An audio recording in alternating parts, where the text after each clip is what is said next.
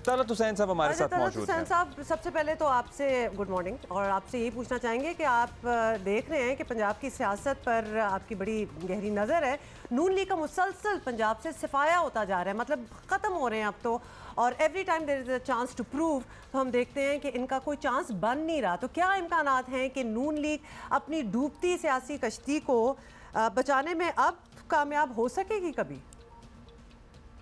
ये कितना आपने ड्रामेटिक सवाल किया लेकिन ये ड्रामाई तश्कील जो है ना, वो जाहिर है कल के इंतखाबात के नताइज ने इसकी दी है, और बहुत सारे लोग जो है नून लीग के अंदर भी यही सवाल उठा रहे हैं, इसी अंदाज से उठा रहे हैं कि जी हमारी सियासत का क्या बनेगा। मेरे ख्याल में दूसरी जमातों ने जो वोट्स लिए हैं, चाहे वो नून लीग हो या पीपल्स पार्टी हो या JUIF हो, उसको भी मद्देनजर रखना चाहिए। बिल्कुल आपने दुरुस्त कहा, हार रही है, इससे पहले और इंतखाबात वो हार चुकी है, अब ये इंतखाबात हारे हैं। सूबाई असम्बली की सीटें जो है, जिनका गढ़ था, वहाँ से 2 सीटें ये हार गए हैं। तो आपको लगता है ये कि इमरान खान की जो राइज है और इनकी फॉल है, लेकिन ये भी जहन में रखें कि सियासी जमातें जो हैं वो राइज एंड फॉल की आदी होती हैं बाई इलेक्शंस में। जब इमरान खान साहब ताकत में थे तो नून लीग धड़ाधड़ पंजाब से बाई इलेक्शन जीत रही थी। तो मुझे याद है कि PTI के लोग ये कहते थे जी कि इमरान खान साहब ताकत में आके इन्होंने बस हमारी पार्टी का बेड़ा गर्क हो गया, हम तो अपोजिशन की पार्टी बड़ी अच्छी है। तो मेरे ख्याल में बहुत बड़े नताइज के इम्पैक्ट हमें तलाश नहीं करने चाहिए, लेकिन ये ज़रूर है कि इमरान खान ने 1-2 चीज़ें साबित की हैं जो नून लीग के लिए अच्छी नहीं है। एक तो पंजाब के अंदर वो धड़ल्ले से इंतखाबात जीत सकते हैं, दूसरा जो Q लीग और PTI का कम्बिनेशन है पंजाब के अंदर, वो मेरे ख्याल में नून लीग को बहुत अब संजीदगी से लेना पड़ेगा।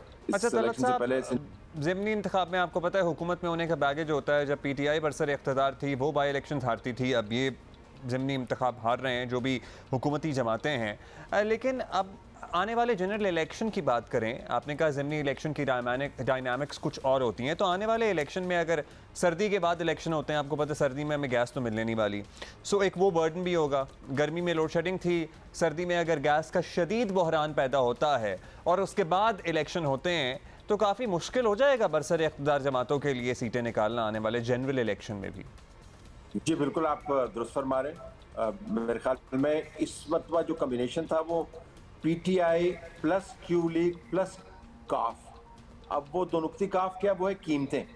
वो कीमतें हैं खुर्दनोश की, वो कीमतें हैं पेट्रोल की, वो कीमतें हैं डीजल की। इसहाक डार साहब के इंटरवेंशन जो थे ना, they came too little too late, उससे पहले लोगों की जिंदगी के अंदर भूचाल आ चुके थे। तो नून लीग हुकूमत में रहते हुए जो उसका बर्डन है वो उठाकर उन इंतखाबात में अगर जाती है और रिलीफ जो 3-4 महीने रजिस्टर हो रिलीफ, ये नहीं है कि परसों इसहाक डार साहब ने एक वीडियो मैसेज किया और अगले दिन के इंतखाबात के नतीजे से तब्दील हो जाएंगे।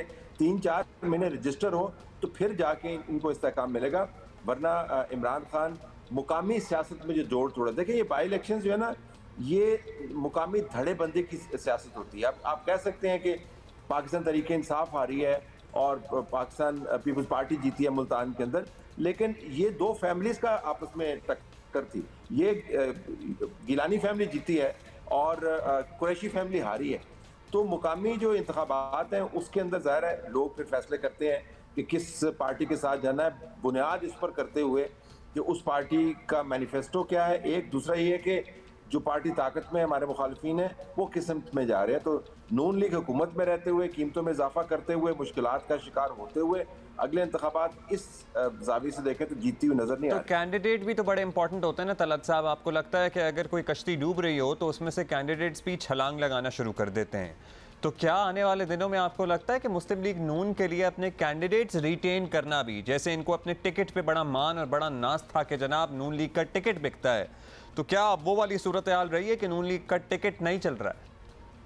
टिकट लेने वाले जब तक ज्यादा सारे हैं ना जी, तो फिर टिकट देने वाले को जरा मसला नहीं होगा। ज़रा 2 ही कंटेंडर्स हैं इस वक्त पंजाब के अंदर, एक नून लीग है और एक पाकिस्तान तरीके इंसाफ है, साथ उनके Q लीग भी है।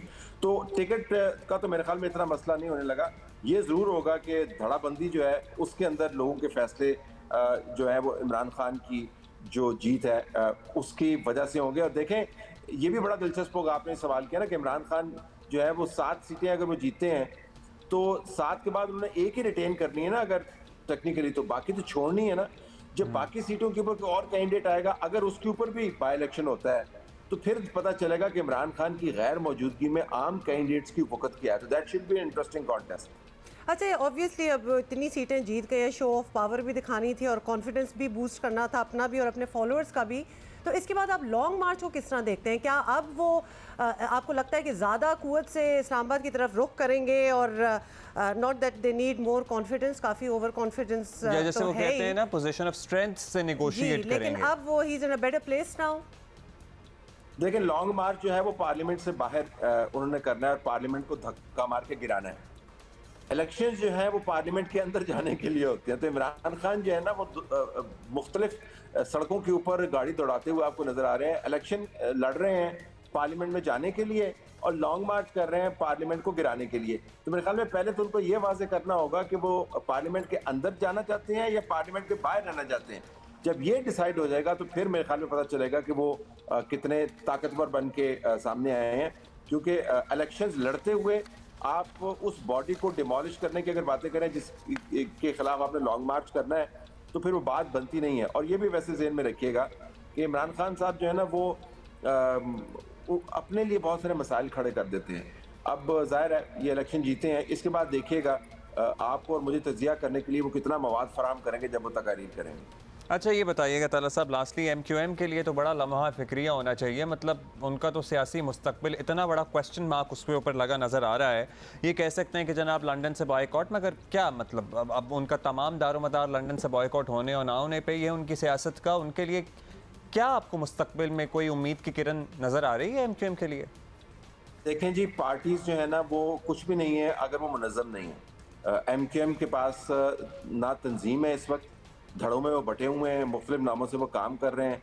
जो मुहाजिर वोट था, जिसको मुहाजिर वोट कहते थे, उर्दू स्पीकिंग वोट है, उसकी जो बारगेनिंग पोजीशन या उसकी पावर यही थी कि उसके अंदर यूनिटी थी। जब से उनके हिस्से बखरे हुए हैं, वोट जो है बिखरा हुआ है, वोटर को पता नहीं उसने जाना किस तरफ है। उनकी नई जनरेशन जो है वो पाकिस्तान तहरीक इंसाफ में अप्रोप्रिएट कर ली है या फिर वो वोट नहीं डालते हैं। तो मेरे ख्याल में लम्हा फिक्रिया भी है। शायद बाज़ लोगों को लम्हा इल्ताफिया भी याद आए कि वो भी क्या दिन थे जब अल्ताफ हसन होते थे। लेकिन ज़ाहिर है अल्ताफ हसन ने अपने सियासत को इस तरीके से चलाया कि पाकिस्तान में अब उनकी जगह बनती नज़र नहीं आ रही। लेकिन जब तक मुनज़्ज़म नहीं होंगे MQM और एक बड़ी क़यादत सामने नहीं आएगी, तब तक ये वोट टूटा रहेगा और उनकी हालत यही रहेगी। बहुत शुक्रिया आपका तलत साहब, thank you for being with us. मतलब काफ़ी तज्जिया हो गया।